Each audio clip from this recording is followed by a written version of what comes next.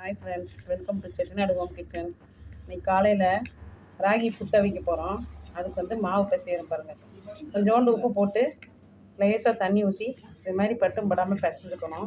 பிசைஞ்சிட்டு இட்லி தட்டை ஆவியில் வச்சு எடுக்கணும். ஆவியில் வச்சு எடுத்துகிட்டு நான் காமிக்கிறேன் friends. Okay friends. Hi friends. மாவு பிசைஞ்சிட்டு இது மாதிரி கட்டி இல்லாமல் ஜல்லடையில் இது மாதிரி இது பண்ணி விடணும். அதுக்கப்புறம் தான் வேக வைக்கணும். அப்போ தான் சூப்பராக இருக்கும். கட்டி இருக்கக்கூடாது. ஓகே ஃப்ரெண்ட்ஸ், அவிச்சிட்டு காமிக்கிறேன். ஹலோ ஃப்ரெண்ட்ஸ், புட்டு அவிஞ்சிருச்சு பாருங்கள். நீ இதை எடுத்து சர்க்கரை போட்டு தேங்காய் பூ போட்டு நெய் ஊற்றி பிசைஞ்சு சர்வ் பண்ண வேண்டியதான். சர்வ் பண்ணும்போது காமிக்கிறேன்.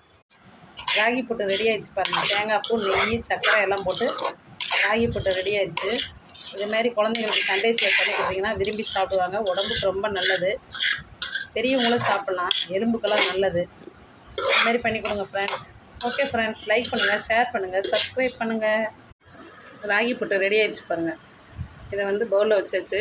இது மிச்சம் ஆனாலும் ஒன்றும் கவலை இல்லை. சாயந்தரத்துக்கு கொழுக்கட்டையை அவிச்சிட்டு பசங்களுக்கு கொடுக்கலாம், கெட்டு போகாது. Okay friends.